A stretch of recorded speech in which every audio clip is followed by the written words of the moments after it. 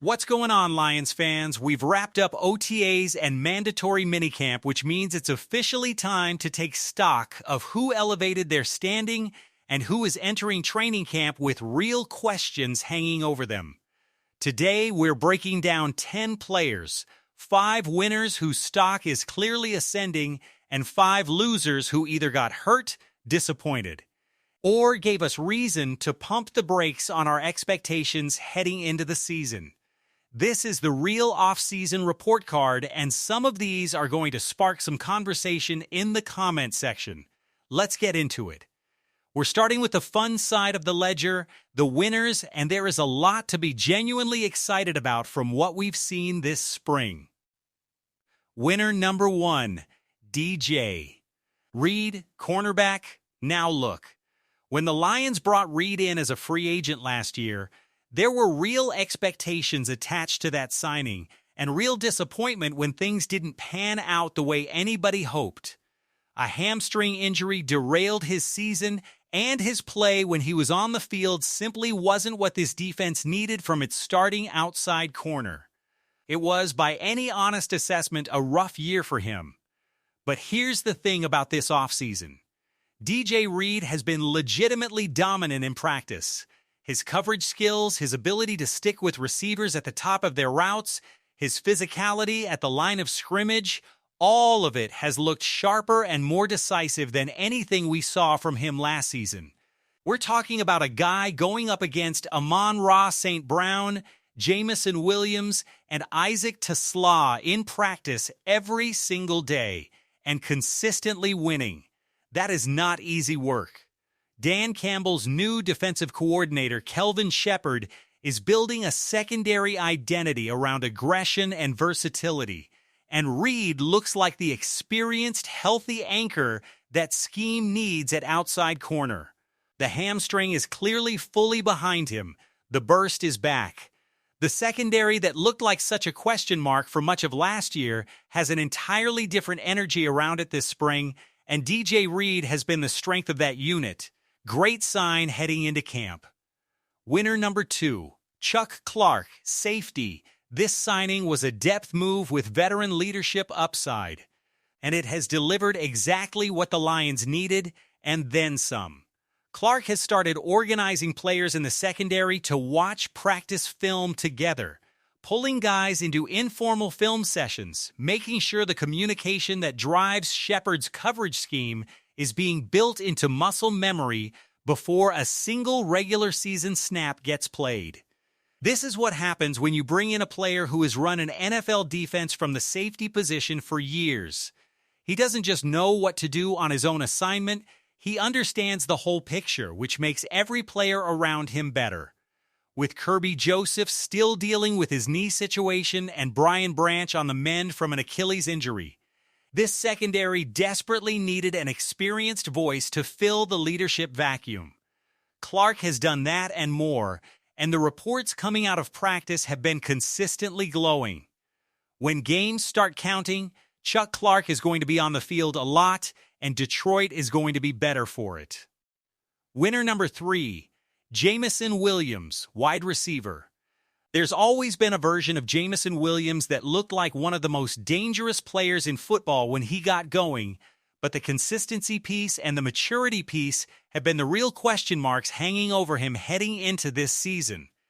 And here's what's genuinely encouraging about what we've seen this spring. Yes, he had a couple of drops scattered across OTAs and minicamp. Nobody is pretending that didn't happen. But what's different this year compared to previous off-seasons is what happened after those drops. In years past, a mistake like that might get in his head, might affect his body language, might drag on him for the rest of the practice. This spring, when Williams dropped a ball, he wanted to run the same play over again immediately. He demanded the repetition. He talked openly about the fundamentals of catching a football, about not taking the basic stuff for granted, about making sure the physical habits are locked in so the mental game can take care of itself. That's a level of self-awareness and professional maturity we haven't consistently seen from him before. He's burning everyone on speed, he's winning one-on-one reps, and he's handling adversity in practice like a veteran. Jameson Williams entering training camp in this mental space is genuinely exciting for what this offense can do. Winner number 4, Greg Dortch, wide receiver. The Lions brought Dortch in this offseason to fill the specific role that Kalif Raymond left behind when he moved on. And through OTAs and Minicamp, Dortch has been checking every single box. The speed is there. The acceleration at the top of routes is sharp. His ability to find space and get open on short and intermediate routes is exactly what this offense needs from that fourth receiver role. But what most people are going to notice first about Dortch is what he brings on special teams, because the punt returner role is where he's likely going to have his biggest impact during the regular season. Kalif Raymond was quietly one of the most underrated contributors on this entire roster for years, and Dortch has shown enough this spring to suggest he can genuinely step into that role and be a problem for opposing coverage units. When he gets his touches on offense, he's going to make plays with the ball in his hands, and on special teams, he's going to be a legitimate weapon. Watch for his name to pop up early in the season in situations where the return game shifts field position. Winner number 5, Jimmy Rolder, rookie linebacker. When the Lions drafted Rolder, the expectation most people had was simple enough.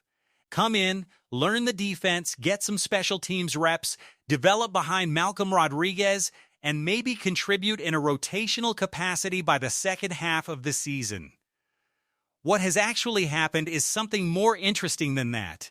Rolder has 2 interceptions to his name already through the full stretch of OTAs and Minicamp, showing a feel for anticipating quarterback decisions and getting into throwing lanes that you simply cannot coach into a player. He's got soft hands, he's processing quickly, and by all accounts, his position coach is genuinely impressed with how little the moment seems to faze him. I drafted this kid expecting him to be a year 2 contributor, and right now he's tracking ahead of even that optimistic projection. Don't sleep on Jimmy Rolder in training camp when the pads come on and he gets a chance to show what he can do in a more physical environment. Winner honorable mention, Luke Altmaier, undrafted free agent quarterback. The third quarterback on this depth chart was supposed to be a camp body, an extra arm to throw to receivers during practice while the real quarterbacks got their work in. Instead, Altmaier has become one of the most talked about players on this entire roster through all of the spring workouts. He's commanding the offense. He's not flinching in pressure situations despite being the literal lowest-ranking quarterback in the building. And the rave reviews have come from the highest levels, from Dan Campbell, from passing game coordinator Mike Kafka, from offensive coordinator Drew Petzing. The ceiling comparison to Brock Purdy is not something we should treat lightly because that kind of value rarely emerges from undrafted free agents. Is Altmaier the next Brock Purdy? Almost certainly not. But the fact that his name is being mentioned in the same sentence tells you something real is happening here. If he continues this trajectory through training camp and the preseason, there's a genuine conversation to be had about whether he challenges Teddy Bridgewater for the backup quarterback job, and that is not a sentence anyone expected to write in June. Winner honorable mention, Amani Oruwariye, cornerback, the most modest of the wins on this list, but a win nonetheless. Oruwariye has stayed healthy through OTAs and minicamp, and at this stage of his Lions career, that genuinely matters. This is a player who has had an incredibly frustrating relationship with injury, and the cornerback room he's competing in is absolutely loaded with names vying for backup and nickel spots. Keith Abney, Christian Izien, Khalil Dorsey, and Rocky Sin are all in the mix for those same opportunities. Simply being healthy, being out there every day, and giving the coaching staff a chance to evaluate you against real competition is a meaningful step for Oruwariye at this point. Take it with appropriate salt. An injury in training camp could change everything. But right now, today, staying healthy is his victory, and let's acknowledge it. Now let's get to the losers, and before anyone comes into the comment section to argue about a couple of these, remember that the loser label here isn't about character, It's about where a player's stock sits after the spring program relative to where it was before. That's the only metric. Loser, Kendrick Law, wide receiver. Law was a rookie receiver many Detroit fans were genuinely excited about heading into his first NFL training camp, a player who had shown enough during the draft process to generate real optimism about his role in this offense. Then he tore his ACL during OTAs. He was officially placed on injured reserve, ending his rookie campaign before he ever played a single regular season snap. It is absolutely not his fault. Injuries don't care about expectations or potential or how excited the fan base is about your future. It is simply one of the worst things that can happen to a young player trying to establish himself, and it happened to Kendrick Law at the worst possible time. We wish him nothing but a full recovery and hope to see him making plays for this organization in 2027. Loser, Kerby Joseph, safety.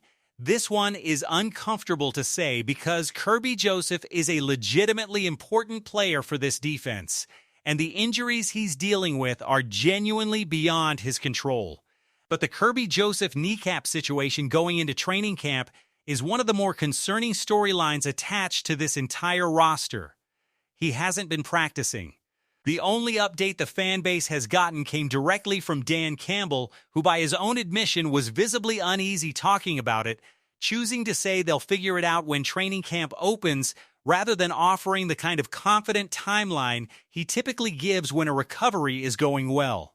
Dan Campbell leaves his emotions on the field. When he looks nervous talking about a player's health, that tells you something. When he says we'll figure it out in training camp rather than he's on track, that tells you something too. Kerby Joseph doesn't deserve to be on a loser list, but the situation around his knee absolutely puts him there right now. Hopefully, training camp changes everything. Loser, Terrion Arnold, cornerback. Here's the controversial one. I know some of you are already typing in the comments. Here's my argument. Terrion Arnold is not on this list because of anything he did wrong or any failure of effort or character. He's on this list because of the cumulative picture of where things stand heading into his third NFL season. And that picture has too many yellow and red flags in it to ignore. Arnold tore up his shoulder in Week 13 against Green Bay last season, needed multiple surgeries, and by his own account is currently sitting at roughly 75 to 80% health. He's been going through walkthroughs during the spring program rather than full team periods. He hasn't been getting first-team reps opposite DJ Reed, and Dan Campbell, in his own words, made it clear that Arnold is going to have to earn his starting spot back in training camp rather than simply walking back in as the assumed starter by default. That's a significant thing for a head coach to say publicly about a former first-round pick entering year 3. Look, I genuinely believe in Terrion Arnold as a player. His mental makeup is strong. He's not the type who folds under pressure or lets adversity define him. When he has been healthy and on the field, there have been real flashes of why this organization spent a first-round pick on him. But here's the blunt truth. He's had 2 years in this league. He's dealt with injuries in both of them. And his play when healthy has been inconsistent. Year 3 is when the patience for development runs its natural course and the production needs to show up. If Arnold comes into training camp at full health, beats out the competition at outside corner, and has a dominant season, this conversation will be ancient history by October. But right now, coming off multiple shoulder surgeries at 75 to 80% health with genuine competition from Rock Ya-Sin, Ennis Rackstraw, and Khalil Dorsey all getting first-team reps, the trajectory isn't pointing toward a clear win. That's what puts him on the loser side of this list, and I fully acknowledge it could flip in a hurry. So there you have it, Lions fans. 5 winners, 5 losers, and a whole lot of training camp football still ahead to sort out exactly where this roster is going. The good news is genuinely good. DJ Reed looking healthy and dominant, Jameson Williams maturing before our eyes, Greg Dortch stepping into a critical role, Chuck Clark building a real defensive culture in the secondary, and Jimmy Rolder tracking ahead of every reasonable projection. The bad news has injury written all over it, which is unfortunately nothing new for this franchise. Drop your thoughts in the comments. Do you agree with the controversial Terrion Arnold call? Who's your biggest winner from spring camp? Let me know. And if you haven't already, subscribe to the channel. We are working toward 1,000 subscribers, and every single one helps. Until next time, Lions fans, see you in the next one.